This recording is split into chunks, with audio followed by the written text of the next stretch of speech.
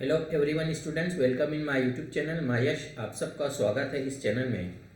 प्यारे बच्चों, आज हम union public service commission civil services prelims exam 2022 में जो क्वेश्चंस पेपर हुआ था तो उसके बारे में डिस्कस करेंगे। देखिए, सबसे पहले कैसे होता है क्वेश्चन पेपर। ये है, सबसे पहले इसमें आपको सेट होता है इसके अंदर, और कितने सेट होते हैं, A B C and D, ऐसे 4 सेट होता है। तो आज हम सेट ए के बारे में पढ़ेंगे। ये है सेट ए। यहाँ पर हिंदी में दिया परीक्षा पुस्तिका सामान्य अध्ययन प्रश्न पत्र 1, यानी यूपीएससी प्रीलिम्स का पेपर 1 है, जिसको हम इंग्लिश में जीएस जनरल स्टडीज़ कहते हैं। यहाँ पर एक जो क्वेश्चन पेपर क्रम संख्या वो नंबर दिया हुआ है, इससे अपने को कुछ लेना देना नहीं है। ये जो समय दिया हुआ है आपको 2 घंटे का समय। देन टोटल जो मार्क्स है इसमें 200। यहाँ पर ये इंस्ट्रक्शन दिए है, अनुदेश। यहाँ पर आपका रजिस्ट्रेशन नंबर वगैरह लिखना होता है।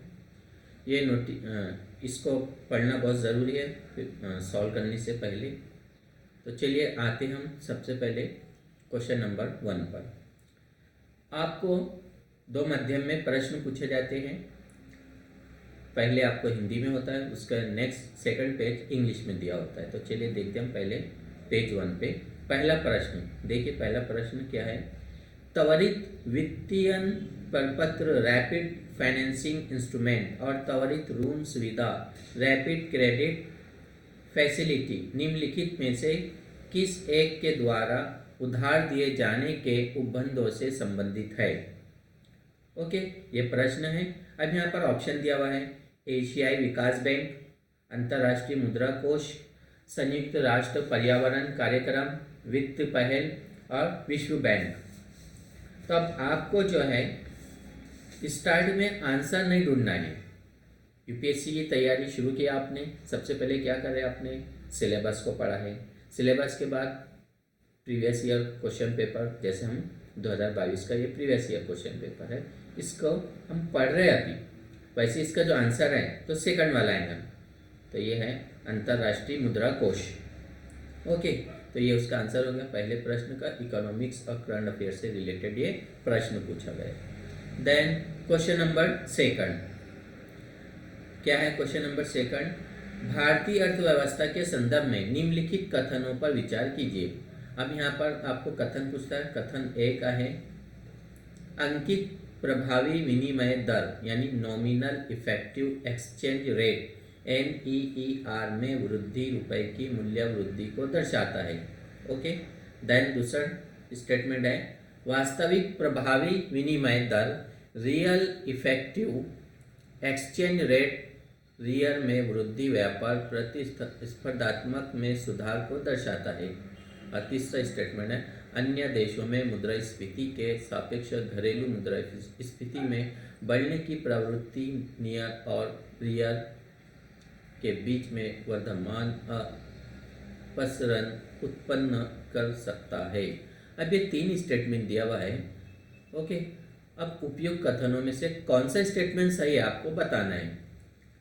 केवल 1 और 2 स्टेटमेंट सही है, केवल 2 और 3 स्टेटमेंट सही है, या फिर केवल 1 और 3, या फिर 1, 2, 3 तीनों स्टेटमेंट सही है, बताइए।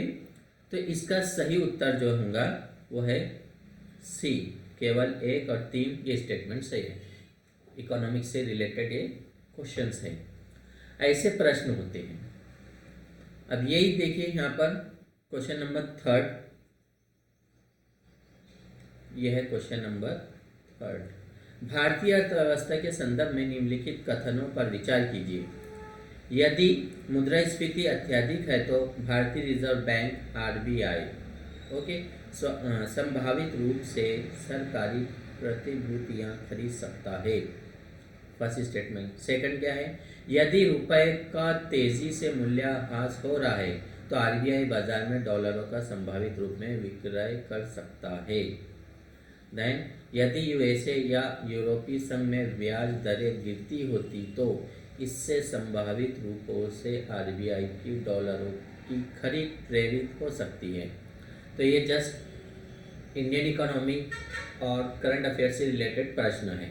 ये 3 स्टेटमेंट है। फिर यहाँ पर आपको स्टेटमेंट केवल 1 और 2 सही है, या फिर केवल 2 और 3 सही है, या केवल 1 और 3 सही है, या फिर 1 2 3 तीनों सही है। तो यहाँ पर आपका प्रश्न तीसरा जो है उसका बी आंसर करेक्ट है। कौन सा है? बी।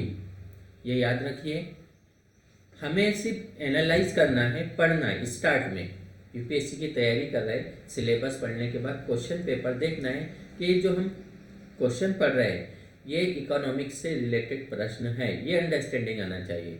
क्योंकि अभी आपकी स्टडी नहीं हुई, सही आंसर टिक मार्क करने की कोई ज़रूरत नहीं है। सिर्फ अभी विश्लेषण करो, एनालिसिस करो कि हाँ हमने जो सिलेबस पढ़ा है ये इकोनॉमिक्स का पार्ट्स है, ये ज्योग्राफी का है। अब देखिए करंट में जस्ट अभी G20 का आया ही। G20 कॉमन फ्रेमवर्क के संदर्भ में प्रश्न चौथा, G20 कॉमन फ्रेमवर्क के संदर्भ में निम्नलिखित कथनों पर विचार कीजिए। ओके, क्या है कथन एक? ये G20 और उसके साथ पेरिस क्लब द्वारा समर्थित पहल है, या फिर आधारणीय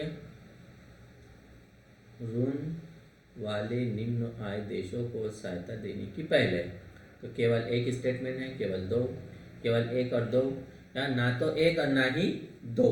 तो चौथा जो प्रश्न है इसका सही आंसर है सी, 1 और 2 दोनों स्टेटमेंट सही है। अंडरस्टैंड? अब ये एक पेज आपके यानी 4 क्वेश्चन आपके हो गए हिंदी मध्यम में। देन अगर किसी ने इंग्लिश मध्यम लिया तो वो ये इंग्लिश में सॉल्व कर सकता है। ये देखिए यहाँ पर इंग्लिश में जैसा पहला प्रश्न दिया है इंग्लिश वालों के लिए, rapid financing instrument and rapid credit facility are related to the provision of lending by which one of the following? Asian Development Bank, International Monetary Fund, United Nations Environment Program Finance Initiative या world bank? तो पहले का उत्तर क्या है? B, international monetary fund. Understand? तो चलिए देखते हैं दूसरा प्रश्न क्या है। With reference to the Indian economy consider the following statement. यह सेकंड क्वेश्चन है। क्या है स्टेटमेंट? सही बताना है आपको, जैसे हिंदी में था वैसे टोटल इंग्लिश में। जैसे देखिए यहाँ पर क्या पूछा है first statement, an increase in nominal effective exchange rate, okay, indicates the appreciation of rupee. और सेकंड क्या पूछा है, an increase in the real effective exchange rate यानी real indices indicates an improvement in trade competitiveness. Third statement है, an increasing trend in domestic inflation related to inflation in other countries is likely to cause an increasing divergence between NEER and REER. अब कौन सा statement सही है तो आपको बताना है। सेकंड का जो है सी, जैसे I1 है स्टेटमेंट और तीसरा जो स्टेटमेंट है first and third are correct. Understand? Third question वही है, with reference to the Indian economy consider the following statement.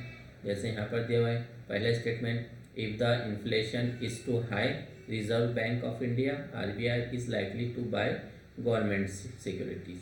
Then second क्या है, if the rupee is rapidly and depreciating RBI is likely to sell dollar in the market। या फिर if interest rates in the USA or European Union were to fall that is likely to induce RBI to buy dollar। यहाँ पर 3 statement है, 1 2 and 3। 3 का correct answer क्या होगा बोलो? B. Second and third only ये सही है। देन क्वेश्चन नंबर, ये सही है इसका, क्वेश्चन नंबर 4। क्वेश्चन नंबर 4 में क्या है, with reference to the G20 common, यह है question number 4, with reference to the G20 common framework consider the following statement. यहाँ पर भी वही है first statement, it is an initiative endorsed by the G20 together right with the Paris Club.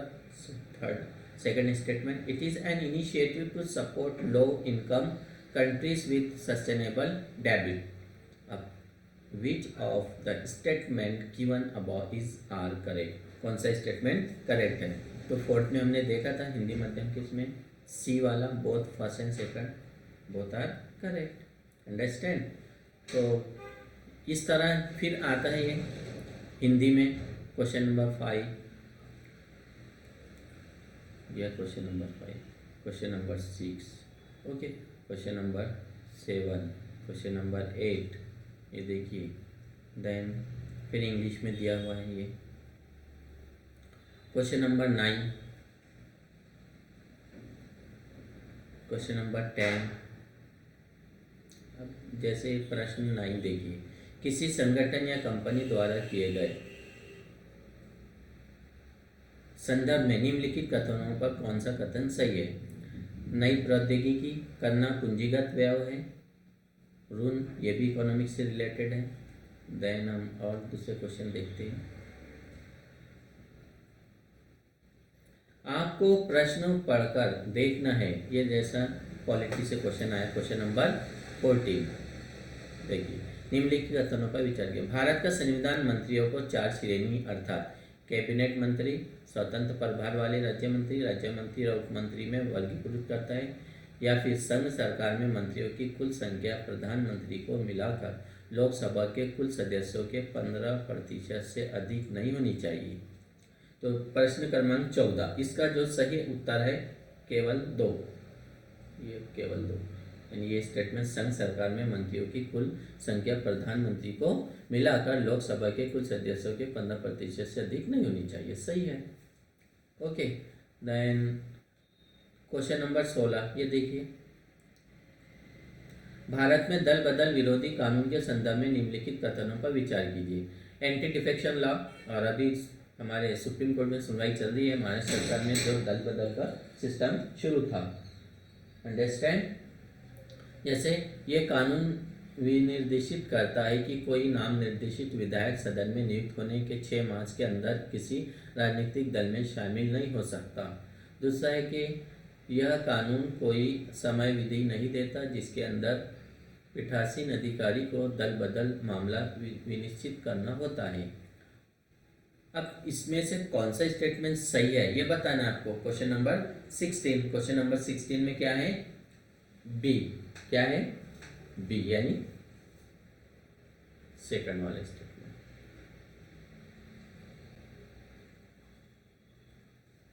तो इस प्रकार आपको ये क्वेश्चन पढ़ते से आपने जो है समझ लेना चाहिए कि ये करंट अफेयर से रिलेटेड प्रश्न है और इंडियन पॉलिटी का भाग है.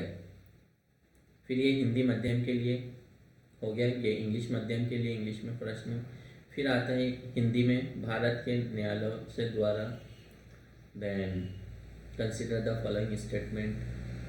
दिखाई दे रहा है? इस तरह आपको प्रश्न, टोटल प्रश्न कितने होंगे? 100 प्रश्न होंगे. जैसा ये इजी है. क्वेश्चन नंबर 23 देखिए, पश्चिमी अफ्रीका की निम्नलिखित झीलों में कौन सी एक सूखकर मरुस्थल बदल गई है? पश्चिम अफ्रीका का कई झीलें हैं, उसमें एक झील जो है सूखकर क्या बन गई है? मरुस्थल बन गई है. तो ये आपको क्वेश्चन नंबर 23 है. तो क्या कहा गया है? लेक विक्टोरिया पहला ऑप्शन है आपका, लेक. ये लेक विक्टोरिया. दूसरा लेक फागुबिन, लेक ओबूटा, लेक वोल्टा. लेक बोले तो झील, इसका सही उत्तर क्या है? ये बी. अंडरस्टैंड? उसी तरह दक्षिण भारत की गंडीकोटा घाटी कैनियन निम्नलिखित नदियों में से किस एक से निर्मित हुई है? तो प्रश्न क्रमांक 24 में क्या आएगा? सी आएगा. ये देखिए, पेन्नार. ओके, कावेरी, मंजरा, तुंगभद्रा. तो सही उत्तर क्या है? पेन्नार. ये याद रखना है. तो इस तरह ये ज्योग्राफी से जैसे प्रश्न पढ़े आपने तो आपके माइंड में आ जाना चाहिए, क्या आना चाहिए? कि ये ज्योग्राफी से प्रश्न पूछा है. हमने देखा है इकोनॉमिक्स का क्वेश्चन, ज्योग्राफी का. अब ये देखिए यहाँ पर इंग्लिश में पूछा है, इंग्लिश माध्यम के लिए. Lake Victoria, lake Faguibine, lake Oguta, lake Volta. Okay, then इस तरह ये पॉलिटी के हो गए, इकोनॉमिक्स के हो गए क्वेश्चन, हिस्ट्री से भी आते हैं, ज्योग्राफी है, इकोनॉमिक्स है, साइंस एंड टेक्नोलॉजी है, करंट अफेयर है। ये देखिए साइंस एंड टेक्नोलॉजी का क्वेश्चन नंबर 39। कोविड-19 विश्व महामारी को रोकने के लिए बनाई जा रही वैक्सीनों के प्रसंग में निम्नलिखित कथनों पर विचार कीजिए। अब जैसी क्वेश्चन पढ़ा आपने तो समझ जाना कि ये science and technology current affair से रिलेटेड क्वेश्चन है। पहला स्टेटमेंट क्या कहा गया है? भारतीय सीरम संस्था ने mRNA प्लेटफॉर्म का प्रयोग कर कोविशील्ड नामक कोविड-19 वैक्सीन निर्मित की है। देन स्पुतनिक 5 वैक्सीन रोगवाहक वेक्टर आधारित प्लेटफॉर्म का प्रयोग कर बनाई गई है। तीसरा, कोवैक्सीन एक निष्कृत रोगजनक आधारित वैक्सीन है। अभी 3 स्टेटमेंट है। क्वेश्चन नंबर 39 है, क्वेश्चन नंबर 39। तो 39 में इसका सही आंसर आएगा बी, केवल 2 और 3 स्टेटमेंट के स्पुतनिक 5 वैक्सीन रोगवाहक आधारित प्लेटफॉर्म का प्रयोग कर बनाई गई है, सही है। और कोवैक्सीन एक निष्कृत रोगजनक आधारित वैक्सीन है। तो जैसे ही आपने प्रश्न पढ़ा है तो समझ जाना चाहिए कि ये क्वेश्चन साइंस एंड टेक से रिलेटेड है और करंट का टॉपिक है। अंडरस्टैंड? फिर इस तरह वही क्वेश्चन इंग्लिश में पूछा है, इंग्लिश मध्यम के लिए, ये हिंदी में प्रश्न, ऐसे टोटल क्वेश्चन जो है आपको 100 होंगे। ओके, ये हम इसको आगे बढ़ाते हैं। एक्चुअल में हम बाद में इसको विश्लेषण से देखेंगे। अब ये देखिए हिस्ट्री का क्वेश्चन आया है 52। मध्यकालीन भारत में शब्द फनम किसने निर्देशित किया था या करता था? पहनावा से रिलेटेड था, सिक्के से, आभूषण से, हथियार से? आपको बताना है। 52, अंडरस्टैंड? देन 53, निम्नलिखित स्वतंत्र सेनानियों पर विचार कीजिए। अब ये मॉडर्न हिस्ट्री 1857 टू 1947 तक बरिंद्र कुमार घोष, जोगेश्वर चंद्र चटर्जी, राज बिहारी बोस। ओके, फिर उसके नीचे आपको स्टेटमेंट सही 7 क्रिया के रूप में जोड़ना है। तो 1 2 3, केवल 2 या 1 2 3 या फिर केवल 3। तो ये हिस्ट्री से क्वेश्चन थे। देन हमारे Indian economics, polity, geography, history, science और करंट अफेयर, इस तरह के टोटल प्रश्न है। टोटल कितने प्रश्न होंगे? 100। और 100 क्वेश्चन, एक क्वेश्चन के आपको 2 मार्क्स मिलते हैं, ये ध्यान में रखना चाहिए। अंडरस्टैंड? तो चलिए फिर नेक्स्ट जीएस का पेपर है यहाँ। अब जीएस में आपको कितने सब्जेक्ट है देख लीजिए, history, geography, polity, economics, science and technology, current affair, environment and ecology. Okay, EV, environment and ecology, इतने सब्जेक्ट्स पढ़ना है। और ये सब सब्जेक्ट अब आपने जैसे जीएस का पेपर पढ़ लिया है, समझा है, इसकी पीडीएफ निकालना आप लोगों ने, उसकी प्रिंट निकाल के उसको पढ़ना है। फिर सेकंड हम सीसेट का पेपर देखेंगे, ऐसे सीसेट का पेपर भी पढ़ना, तब आप सेटिस्फाइड हो जाएंगे। तो ये हो गया आपका प्रीलिम्स का syllabus, question paper, GS, CSAT. Okay, आज का हमने जीएस का बारे में बताया। फिर हम मेंस में भी ऐसे ही करेंगे, मेंस का सिलेबस पढ़ना है, मेंस के क्वेश्चन पेपर पढ़ना है, और उसके बाद फिर सेटिस्फेक्शन होने के बाद आपको करना क्या है, बोलिए? एनसीईआरटी से शुरुआत करना है। तो चलिए प्यारे बच्चों, अपनी स्टडी शुरू रखिए, फिर मिलते हैं हम नेक्स्ट क्लास में। Bye bye, best of luck.